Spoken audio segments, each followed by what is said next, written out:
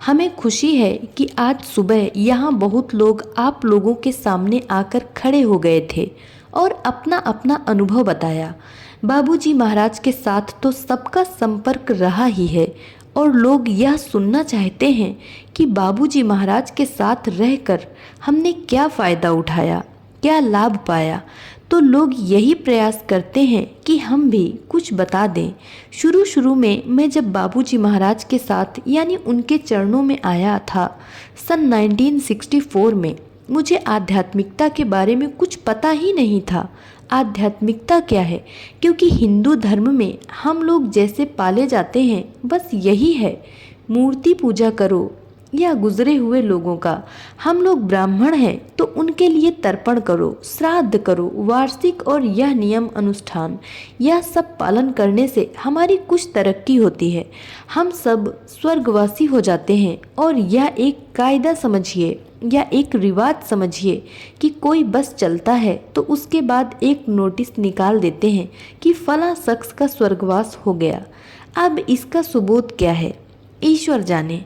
अगर हमें इसी ढंग से लें या इसे सच माने तो भारत में तो कोई ऐसा नहीं रहा जो स्वर्गवासी नहीं हो चुका है। तो मैं इसके बारे में सोचने लगा और बाबूजी महाराज से हमने पूछा। उसी दिन शायद अखबार में कुछ सूचनाएं निकली थी, फोटोग्राफ सहित, तस्वीर सहित, कि इस जिंदगी में उन्होंने बहुत धर्म किया है और आज परिवार छोड़कर वो गुजर गए और उनका स्वर्गवास हो गया। मुझे मालूम था उस शख्स के बारे में कि डकैती छोड़कर उन्होंने बाकी सब किया है, यानी बिजनेस में हेरा फेरी की है। 2 नंबर क्या, 3 नंबर, 4 नंबर के पैसे उनके पास काफ़ी थे। उन्होंने पैसे बनाने में लोगों को किस तरह सताया है, हमें उनके बारे में सब कुछ मालूम था। तो मैंने कहा, बाबूजी ऐसी सूचनाएं कैसे निकाल देते हैं कि ऐसे लोग एक पहुँचे हुए शख्स थे, जिंदगी भर उन्होंने धर्म किया है और आज स्वर्गवासी हो चुके हैं। बाबूजी ने कहा कि अगर हर वो चीज़ जिसे हम अखबार में पढ़ते हैं उसे मानने लगे तो हम बेवकूफ़ों में बेवकूफ़ बन जाते हैं। मैं ज़रा स्थगित रह गया था कि परिवार के लोग तो बस प्रेम से ऐसे छपा देते हैं। बाबूजी ने कहा, इसमें प्रेम नहीं है, धोखा है।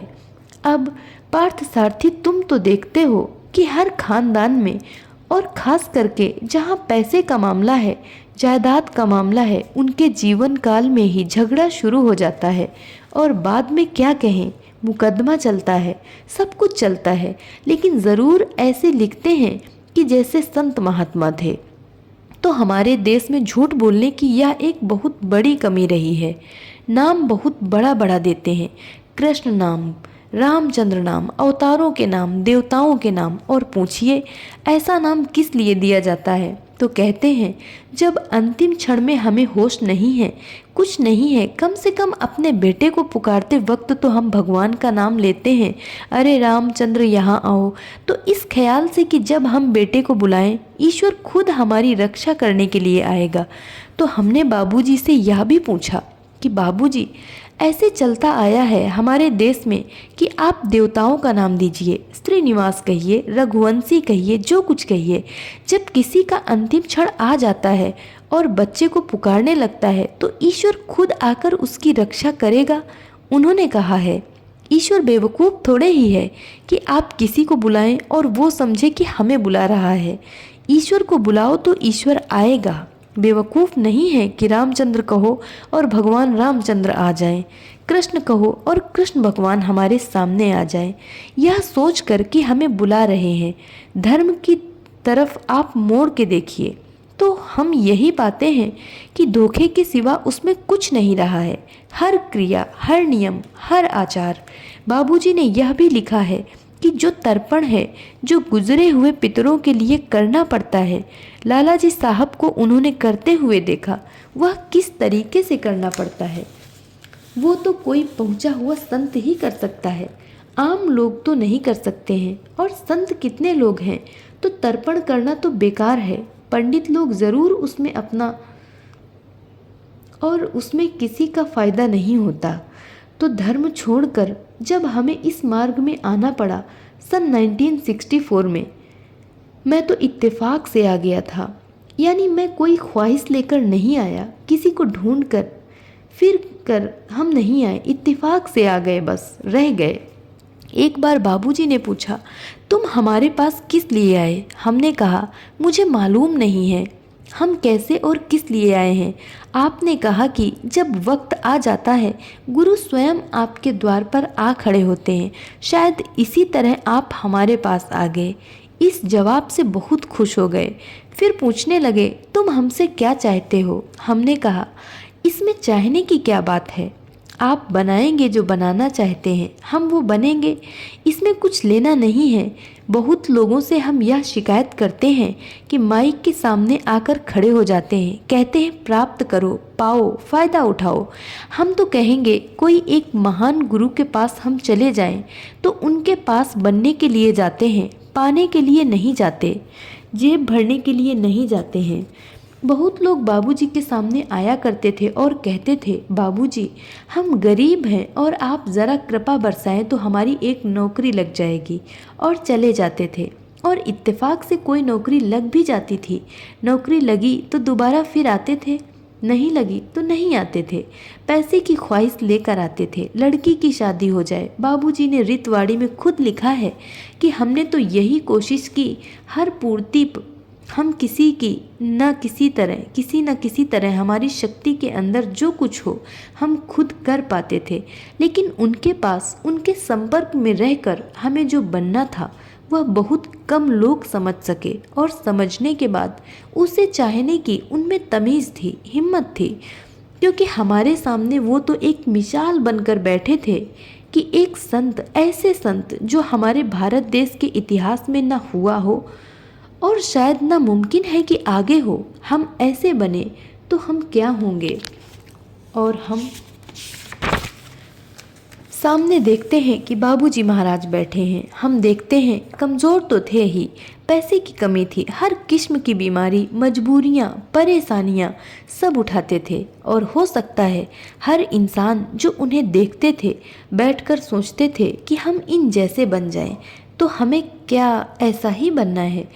और अंदर से आवाज़ आती, ना बाबा इनसे ज़रा दूर रहो, बस केवल इतना ही ले लो कि हमारी मुक्ति हो जाए, हमें पैसा नहीं छोड़ना पड़े, या बीवी बच्चों को छोड़ने की हमें ज़रूरत ना पड़े। यह नहीं समझते हैं कि यहाँ सहज मार्ग में किसी को हमें कुछ छोड़ना नहीं पड़ता है, लेकिन यह डर रहता है, क्योंकि शास्त्रों में तो यही लिखा है कि सब छोड़कर चले आओ, संन्यास ले लो। गीता में लिखा है, हमने सृष्टि की है, शुरू करो और अंत में तो संन्यास लेना है और फिर वनवास चले जाओ। तो हर एक में यह डर है कि बाबूजी महाराज शायद शुरू में यही नहीं कहेंगे, बाद में कह सकते हैं कि अब चलो जंगल जाने का मौका आ गया, समय भी आ गया है, अब सब छोड़ो। हम तो कहेंगे कि लोग नहीं बने, इस कारण कि लोग बनना ही नहीं चाहते थे, क्योंकि बाबूजी ने, शायद बाबूजी ने नहीं तो लाला जी साहब ने लिखा है ट्रुथ इटर्नल में, सत्य के 3 लक्षण होते हैं। क्या होते हैं? इल्लत, किल्लत और जिल्लत। इससे बहुत लोग घबरा गए। इल्लत, किल्लत, जिल्लत तो यही है कि सदा बीमारी हो, कुछ न कुछ तो बीमारियां होनी ही चाहिए, पैसे की कमी होनी चाहिए, और सदा आपकी निंदा स्तुति करने वाले आपके सामने मौजूद होने चाहिए। ये 3 जब तक नहीं है वो संत नहीं है। यह कौन चाहेगा? हम तो चाहते हैं कि बस हम तंदुरुस्त रहें, पैसे खर्चे के लिए भी हों और कुछ बैंक में भविष्य के लिए भी हों।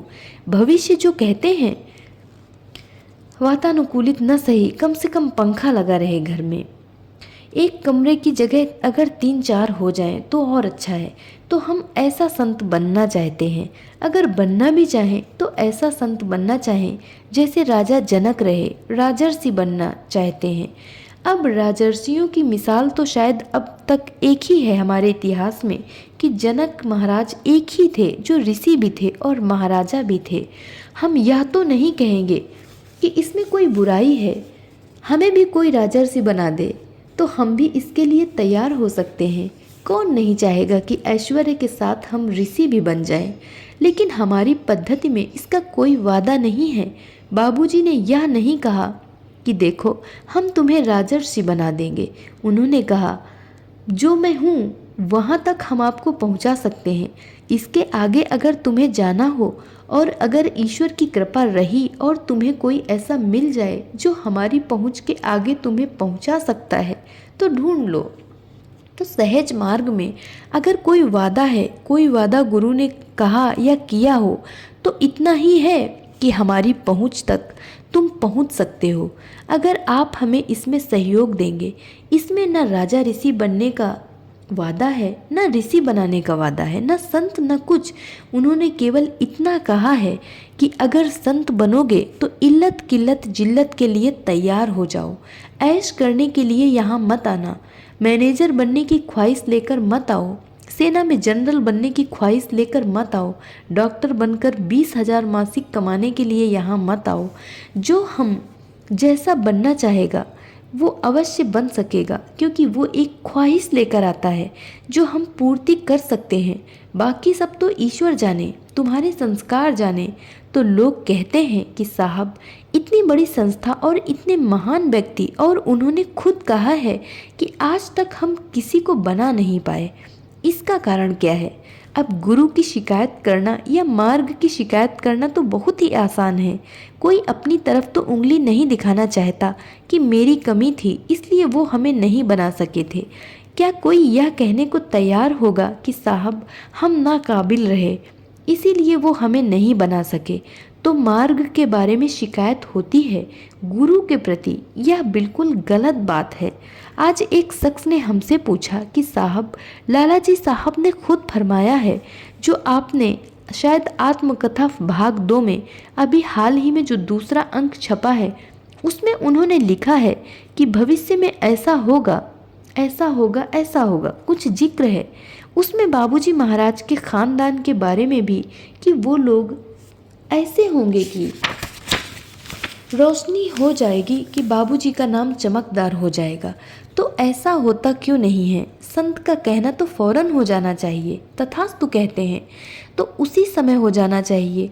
अब प्राचीन काल से आप देखते आए हैं कि जब बच्चा पैदा हो जाता है बड़े बड़े लोग आकर उसको आशीर्वाद देते हैं। आशीर्वाद का मतलब क्या है? कि दीर्घायु हो, ऐश्वर्य, वीर, शक्तिशाली, बलवान सब कुछ हो जाए, खूब पढ़ाई करे और हमारे समूह में एक ऐसा व्यक्ति बने कि सारा देश उसकी जय जयकार करे। हर बाप अपने बच्चे के बारे में यही चाहता है, लेकिन होता क्यों नहीं? आशीर्वाद देने का मतलब नहीं है कि हम कहेंगे भाई 1000 साल जियो तो 1000 साल जिएगा, क्योंकि उसमें एक सीमा है कि इंसान 1000 साल तो नहीं जी सकता है। अब आशीर्वाद देने वाला अक्लमंद हो तो वह कहेगा भाई 97 साल जियो या 86 साल जियो, जो कुछ उसके दिल में आए, 1000 साल जियो। यह तो मुमकिन नहीं है, और जो ऐसा आशीर्वाद दे वह खुद बेवकूफ़ है, लेकिन कह सकता है दीर्घायु हो, चिरंजीवी हो। चिरंजीवी का मतलब क्या है? इस भौतिक रूप में चिरंजीवी कोई रह नहीं सकता है, नाम चिरंजीवी रह सकता है। इंसान के कानों में सदा के लिए आपका नाम गूंजता रहे। जैसे आज राम नाम है, जय कृष्ण है, वे तो यहाँ भौतिक रूप में नहीं है हमारे सामने, लेकिन नाम तो अमर है। उनकी कहानियाँ आज भी पढ़ी जाती हैं, पढ़ाई जाती हैं। उनके जन्मदिन त्यौहार के रूप में मनाए जाते हैं, है कि नहीं? हम तो यही इच्छा रखते हैं कि भारत की इस भूमि में हम फिर राम राज्य देखेंगे। यह सब सच है। तो आशीर्वाद का मतलब यह नहीं है कि हम स्वतः बनेंगे, बिटिया की शादी हो जाए। हम भी यही चाहते हैं, चाहते तो हम भी हैं, कौन नहीं चाहता कि बिटिया की शादी हो जाए। लेकिन आप जब कुछ करेंगे तब होगी। हमें भूख लगी है साहब, हम पानी उठाकर चूल्हे पर रख दें? हाँ रख दो, लेकिन चूल्हा जलाया नहीं है तो पानी कैसे गर्म होगा? आप चाय कैसे पियोगे? आशीर्वाद देने वाला तो इस ख्याल से आशीर्वाद देता है कि यदि यह जो हमारे सामने आशीर्वाद के लिए खड़े हैं ये हर चीज़ करेंगे जो इसके लिए आवश्यक है, तब उसकी बात बनेगी, उसका काम बनेगा। इसका मतलब यह नहीं कि हम आशीर्वाद ले चुके और बस लेटे रहें और हम संत बनते जाएंगे, या उसी क्षण हम संत बनकर वहाँ से लौटेंगे। तो यह मत समझिए हम किसी के पास चले गए, चरण छुए और आशीर्वाद ले लिया तो हमारा काम बन जाएगा। इससे बड़ी बेवकूफ़ी कुछ नहीं है, क्योंकि हमने देखा बाबूजी के सामने हजारों लोग आते थे और बाबूजी ने आशीर्वाद जरूर दिया है, क्योंकि वे वहाँ पर आशीर्वाद न देने के लिए तो नहीं है। आशीर्वाद देना तो मान लीजिए कि उनका स्वभाव है। जैसे सूरज का एक स्वभाव है, चांदनी का एक स्वभाव है, अग्नि का एक स्वभाव है। अग्नि के सामने आप जाइए तो आप ठंडी महसूस नहीं कर सकते हैं, सूरज आपको गरमाएगा। गुरु के पास गए तो गुरु के पास आपका बर्ताव सही रूप से हो या ना हो, तो भी उनकी करुणा तो आपकी तरफ बरसती ही है। जैसे बारिश है, पापी के ऊपर पड़े या पुण्यात्मा के ऊपर पड़े, दोनों भीग जाते हैं। उसमें तो कोई यह भावना नहीं है कि यह पापी है, हम इसे नहीं भिगोएंगे, पुण्यात्मा को ही भिगोएंगे। ऐसा हो सकता है कभी? तो गुरु के पास जाना और बिना आशीर्वाद के लौटना, यह तो बिल्कुल असंभव है, बेवकूफ़ी है। जो कोई भी ऐसा सोचेगा कि हम गुरु के पास गए बिना आशीर्वाद के लौटे तो वे पापी हैं, बेवकूफ़ हैं, सब कुछ है। तो फिर हमारा काम बनता क्यों नहीं? क्योंकि हम कुछ करते नहीं हैं, बैठे रहते हैं आलस में। नहीं नहीं, बाबूजी ने कहा हर सहज मार्ग अभ्यासी मुक्ति पाएगा। बाबूजी ने कभी नहीं कहा। बाबूजी ने कहा जो सच्चा अभ्यासी है उसके लिए मुक्ति बिल्कुल संभव है। सच्चे का मतलब क्या है? वह गुरु के हर कथन का पालन करेगा। अब साधना के बारे में बहुत सी गलत फहमियाँ हैं। एक बार बाबूजी महाराज किसी को पूजा में बैठाना चाहते थे। उन्होंने कहा उसको बुलाओ। वो आ गए। हम चाहते हैं कि पूजा हो जाए। उन्होंने कहा नहीं साहब, हम कुछ काम में लगे हैं। ठीक है। फिर एक दूसरा आया। बाबूजी ने कहा तुम काम करो। उन्होंने कहा साहब अभी पूजा का समय है, पूजा करने के बाद हम जाएंगे। तो बाबूजी ने कहा देखो हमारे पास कैसे लोग आते हैं, गुरु का कहना मानना ही साधना है। हम कहेंगे वहाँ कूदो तो कूदना पड़ेगा। नहीं नहीं, क्यों ना हम अभी पूजा करके जाएं। पूजा तो एक ऐसा दैनिक नियम है, एक क्रिया है जिसे हमें करना है। लेकिन उससे ऊपर एक चीज़ है, जो गुरु कहेगा उसको आप करिए। गुरु कहेंगे चाय पियो तो चाय पियो। यह नहीं कि साहब हम कभी चाय नहीं पीते हैं, ज़िंदगी में हमने कभी पी नहीं है। एक बार सुबह सुबह 7 बजे हम लोग वहाँ उनके साथ बरामदे में बैठे थे तो बाबूजी ने कहा चाय पी लो। अंदर से उनकी पोती ले आई थी। वो चाय और कुछ कुरमुरा देते थे। तब एक सज्जन ने कहा हम पूजा करने के पहले कुछ खाते नहीं हैं। तो बाबूजी ने मुस्कुरा कर कहा शुरू शुरू में हम भी ऐसा ही किया करते थे, लेकिन उसकी खोपड़ी में कुछ उतरा नहीं। उन्होंने समझा ठीक है, बाबूजी भी हमारी हाँ में हाँ मिला रहे हैं, तो उन्होंने चाय नहीं पी। अब गुरु जो देता है उसे लेना है, गुरु जो कहता है उसे करना है। इससे बढ़कर कोई साधना नहीं है। नहीं बाबूजी, हम ज़रा पूजा करके क्यों ना आ जाएं? अरे पूजा तो वही कराएंगे और उनके सामने जाकर। अब देखिए बेवकूफ़ी, कुछ लोग आते थे, उनके सामने बरामदे में बाबूजी महाराज हुक्का पी रहे थे, बात कर रहे हैं। सामने 3 लोग आंखें बंद करके पूजा में बैठे हैं। तो बाबूजी ने एक को जगाया, आप क्या कर रहे हैं? नहीं बाबूजी, हम पूजा कर रहे हैं। बाबूजी ने कहा ताजुब की बात है, जिसके रूप पर आप ध्यान कर रहे हैं वह सामने साक्षात मौजूद है और आप आंखें बंद करके बैठे हैं। फिर हमने उनसे पूछा कि बाबूजी इसमें हर्ज क्या है? ध्यान ही तो कर रहे हैं, ध्यान ही तो कर रहे हैं। उन्होंने कहा देखो, हमने तो उन्हें भी समझा दिया है, तुम भी समझ चुके हो। इसमें दूसरी गलती यह है कि साल भर जो ध्यान घर में नहीं करता है वह हमारे सामने आकर बैठकर एक बहाना करता है, जैसे कि वह महान भक्त है। यह सब दिखावट के लिए करता है। हम गुरु को क्या धोखा दे सकते हैं? एक तो हम उसका कहना नहीं मानते हैं, दूसरे उन्होंने जो क्रिया दी है हम उसका पालन नहीं करते हैं। 10 नियमों का नाम तो शायद सुना भी नहीं हो।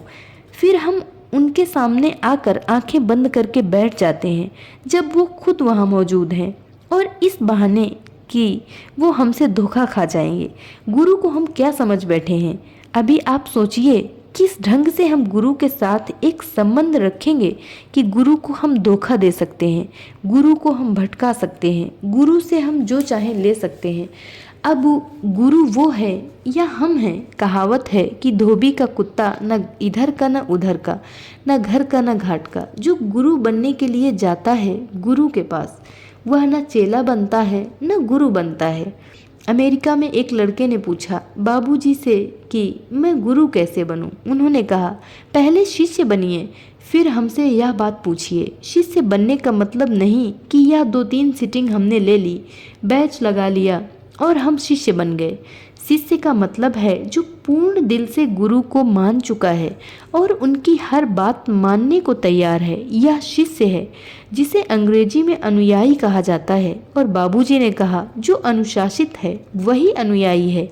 उन्होंने नहीं कहा कि जो साधना करता है, जो आधे घंटे भर भी पूजा कर सकता है, जो सफाई खूब करता है, वो हमारा अनुयायी है।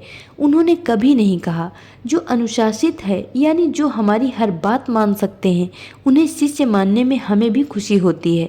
जैसे गीता में भी है कि सबसे प्रिय आपके कौन होते हैं? अर्जुन पूछता है। वो कहते हैं भक्त। भक्त का मतलब क्या है? जो गुरु के चरणों में हर चीज़ न्यौछावर करके वहीं मरने को तैयार हो जाए। नहीं साहब, मरने के पहले आप जरा मुंह को खोल कर कहिए कि हम आपको केंद्रीय क्षेत्र में पहुंचा देंगे। यह बेवकूफ़ी बार बार हमने पाई। लोग बाबूजी के पास जाते थे, बाबूजी हमें ज़रा ब्रह्मांड मंडल में पहुंचा दीजिए। हाँ भाई, हम भी यही सोच रहे हैं, लेकिन लाला जी ऊपर से हुक्म नहीं कर रहे हैं। दूसरा कोई करीब करीब केंद्रीय क्षेत्र में पहुंचा हुआ, वह आकर कहता है, बाबूजी आप हमें केंद्रीय क्षेत्र में कब पहुंचाएंगे? वे कहते हैं, देखो चाहते तो हम यही हैं, लेकिन कुछ रुकावटें पैदा हो जाती हैं और देखो हम कभी कभी भूल भी जाते हैं।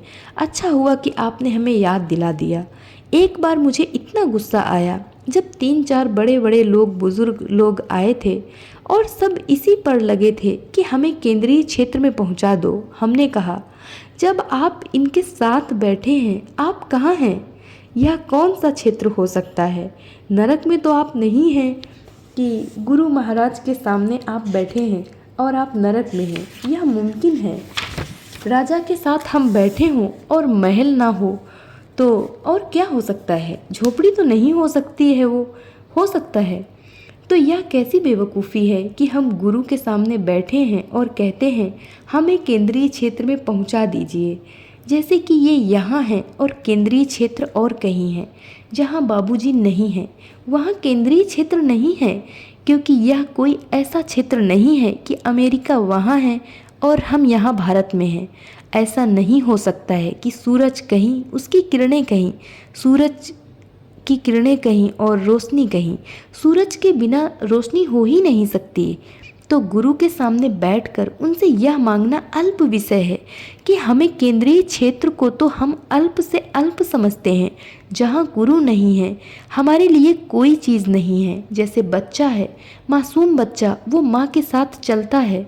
माँ कार से उतर गई तो वो भी उतर गया, कार में बैठ गई तो वो बच्चा भी साथ। माँ के साथ रहना बच्चे की ख्वाहिश होती है और वही चैन है, वही आराम है, वही सुख है। तो एक चेले के लिए क्या होना चाहिए?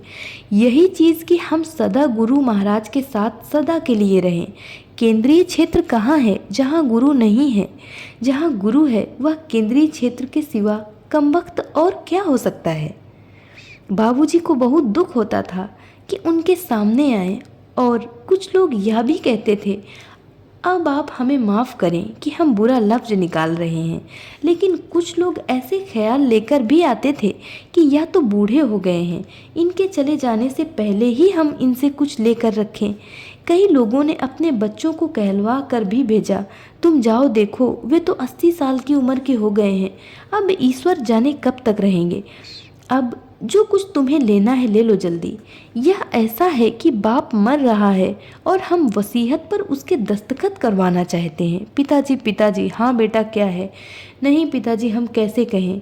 बेटा कोई बात नहीं, कहो। इस वसीयत पर आप ज़रा दस्तखत करें तो। अब बाप क्या समझेगा कि ज़िंदगी भर हमारा खून तो चूसते रहे, अब अंतिम क्षण भी हमें चैन नहीं देना चाहते, आराम नहीं देना चाहते हैं, वसीयत पर दस्तखत करवाने पर तुले हुए हैं। यह सब शर्म की बात है कि ऐसे लोग शिष्य बनकर आते हैं जो खून चूसने के लिए आते हैं।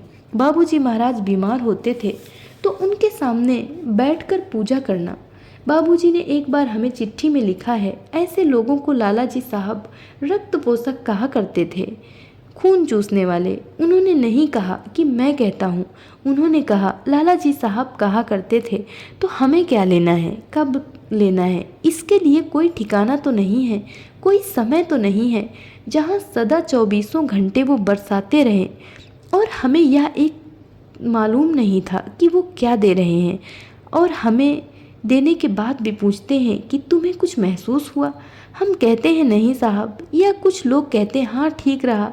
ठीक रहने का मतलब क्या है? बाबूजी ने 1000 बार कहा है, देखो लोग आकर पूजा भी करते हैं, सब कुछ करते हैं, लेकिन इतना महसूस नहीं करते कि आज क्या हुआ। कई बार उन्होंने हमें एक तमाशा यह भी करके दिखाया कि बहुत लोग आते थे, 3-4 पूजा तो हो ही जाती थी, 5वीं पूजा के लिए बैठे हैं। यह तो एक किस्म का लालच है। और बाबूजी समझ जाते थे कि ये फिर पूजा कराना चाहते हैं, और हमसे कहते देखो सब भरे पड़े हैं लेकिन और पूजा चाहते हैं, हम क्या करें। मजबूरन अंदर ले गए, बैठा दिया और कहा हाँ शुरू करिए। 40 मिनट 45 मिनट बैठाने के बाद बस कीजिए। सब उठकर बैठ गए।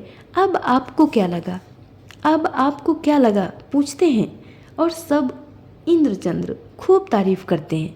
फिर जब सब लोग चले जाते हैं, बाबूजी मुस्कुराकर हमसे कहते हैं देखो आज हमने तवज्जो दी नहीं, बस यूं ही बैठा दिया। फिर बहुत अफसोस से कहते कि देखो जब हम देते हैं किसी को पता नहीं चलता कि हमने क्या दिया है। जब हमने कुछ भी नहीं दिया, उन्हें यह भी नहीं पता है कि हमने कुछ नहीं दिया है। यह क्यों? क्योंकि हम एक भावना बनाकर चले जाते हैं कि हमें क्या मिलना है। हम उसे पहचानेंगे कैसे? हमें कुछ भी नहीं पता है। तो फिर हमें क्या करना चाहिए? बस समर्पण हो जाए कि साहब हम में इतनी काबिलियत नहीं है कि हम समझ पाएँ आप हमें क्या दे रहे हैं। आप तो ऐसी दौलत हमें दे रहे हैं जिसका आज तक किसी ने नाम तक सुना नहीं, उसका रूप किसी ने नहीं देखा, उसका असर किसी ने महसूस नहीं किया हो। तो ऐसी चीज़ जब आप देंगे तो हम उसको भला कैसे पहचानेंगे? तो हम तो बेवकूफ़ हैं, अक्लमंदी हमारे अंदर है ही नहीं, हम नाबालिग हैं। जो आप देंगे सो आप देंगे, जो आप बनाएंगे वो हम बनने के लिए तैयार हैं। मैं जैसा हूँ वैसा आपके चरणों में आकर लेट गया। यदि कोई ऐसा करने को तैयार हो तो कुछ बन सकता है, लेकिन लेने के लिए आए, फ़ायदे के लिए आए, और बाबूजी कहते हैं हमें लूट लो, और उसको भी मानकर हम लूटने के लिए चलें। लूट तो हम सकते नहीं, वो खजाना ऐसा है कि आप दोनों हाथ से खींचते जाइए जैसे द्रौपदी का वस्त्र हरण हुआ था।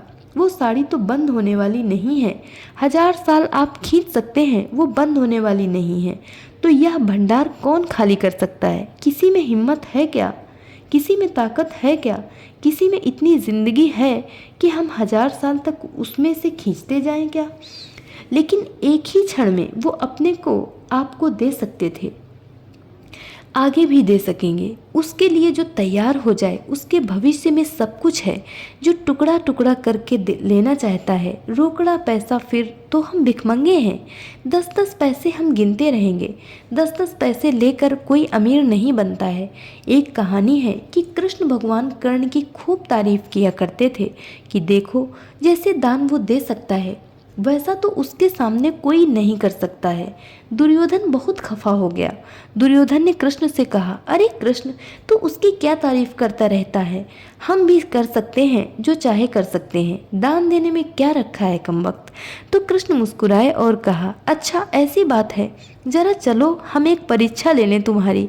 तो बाहर ले गए और यूं किया हाथ से इशारा, और उन्होंने सोने के 3 पहाड़ सृष्टि कर दिए और कहा, तुम जरा इन्हें दान में दे दो। दुर्योधन महाराज बैठ गए और जो भी आए एक एक कंकड़ उठा कर देने लगे। 1000 साल बीत गए, वहाँ पहाड़ में कोई असर नहीं पड़ा। कृष्ण वहाँ से गुजरे तो दुर्योधन ने उन्हें बुलाया, इधर आओ, तुम तो बड़े चालाक हो, नटखट हो जो पहले थे। यह कैसे संभव है कि इसे कोई बांटे? हमसे नहीं होगा। कृष्ण फिर मुस्कुराए, तुमसे यह नहीं हुआ। नहीं साहब, यह करना कैसे मुमकिन है? आपने तो पहाड़ सृष्टि कर दिए, आप खुद नहीं कर पाएंगे। उन्होंने कहा, देखो ज़रा कर्ण को बुलाकर हम देख लें। हाँ बुलाओ। तो भगवान ने कर्ण को बुलाया। ये 3 सोने के पहाड़ हमने सृष्टि किए हैं। दुर्योधन 1000 साल से बैठकर काम कर रहा है, उससे हो नहीं पा रहा है, तुम इन्हें दान में दे दो। कर्ण बैठ गए। 3 ब्राह्मण आए। उन्होंने कहा, यह पहाड़ तुम्हारा, यह पहाड़ तुम्हारा, यह पहाड़ तुम्हारा, और चले गए। वहाँ देने वाला भिखारी था, कंकड़ कंकड़ उठाकर दिया। यहाँ लेने वाले भिखारी हैं, यहाँ देने वाला बैठा है कर्ण का बाप, जो कहता है कुल सृष्टि तुम्हारी है, ले जाओ, मैं तुम्हारा हूँ। लेकिन उसको कोई चाहता नहीं है। वे तो बूढ़े थे, कमज़ोर और बीमार, उन्हें कौन चाहेगा? नहीं साहब, आप मत आइए, लेकिन जो आपका है वो सब दे दीजिए। दुर्योधन ने भी वही बेवकूफ़ी की। आप लोग तो जानते ही हैं, महाभारत युद्ध शुरू होने के पहले दोनों गए, अर्जुन और दुर्योधन। परमात्मा ने कहा, एक के साथ मैं जाऊंगा, एक के साथ हमारी सेना, चुनाव करो क्या चाहोगे। क्योंकि अर्जुन पहले आया था तो उसे हम पहले चुनाव करने का अधिकार देंगे। तब अर्जुन ने कहा, परमात्मा केवल आप आएँ तो भी काफ़ी है। दुर्योधन बहुत खुश हो गया, अंत में भी बेवकूफ़ निकला।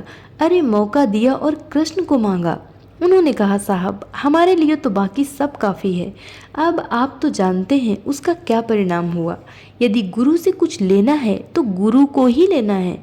और 1000 बार बाबूजी ने कहा, देखो लोग हमारे पास आते हैं और खाली हाथ चले जाते हैं। इसका एक ही कारण है, ना वो अपने को मेरे पास छोड़ जाते हैं, ना हमें अपने साथ ले जाते हैं। जो यह नहीं कर सकता है, सफलता तो कुछ न कुछ है, क्योंकि हम उन्हें अपने रहम से कुछ दे देते हैं। हमारे घर पर जो आएगा खाली हाथ नहीं जाएगा, लेकिन वो चीज़ उन्हें मिलना मुमकिन नहीं है जो हम उन्हें देना चाहते हैं। हम तो इतना ही कहना चाहेंगे कि हम कम से कम अभी तो जागृत हो जाएं, या ख्याल रख कर जाइए कि हमें वो ही चाहिए, जो गुरु हैं हमें वो चाहिए, वो हमारे साथ आ जाएं, हमारे हृदय निवासी बन कर आ जाएं। तो इससे बढ़कर कोई कुछ नहीं है, इसके बाद कुछ नहीं है, इसके पीछे कुछ नहीं है। तो मालिक से यही प्रार्थना है कि कम से कम हमारी आंखें खोल दें कि आध्यात्मिकता की असलियत क्या है, हमारा सही लक्ष्य क्या है। क्या केंद्रीय क्षेत्र प्राप्त करने के लिए हम आते हैं? क्या संत बनने के लिए हम यहाँ आते हैं? क्या हम अक्लमंद बनने के लिए आते हैं? हम बड़े बड़े अफसर बनने के लिए आते हैं, या हमारी फसल बहुत अच्छी हो जाए इसके लिए भी आते हैं? हम आते हैं उनको साथ ले जाने के लिए, जैसे बारात लड़की को घर ले जाने के लिए आती है। लड़की के बिना बारात लौटी तो वह बारात नहीं रही। आप लोग कहाँ गए थे? बारात लेके गए थे, लड़की कहाँ है? अरे लड़की से हमारा क्या मतलब, वहाँ से जेवर सब उठा लाए, लड़की छोड़ाए। तो हम भी शाहजहाँपुर जाते हैं, गुरु को छोड़कर बाकी सब ले आते हैं। इससे हमारा काम नहीं बनना है। आइंदा आप जब कहीं भी जाएंगे, आप गुरु के पास जाएंगे तो गुरु को साथ ले जाइए। इसी में हमारा भविष्य है, सफलता है, सब कुछ है। धन्यवाद।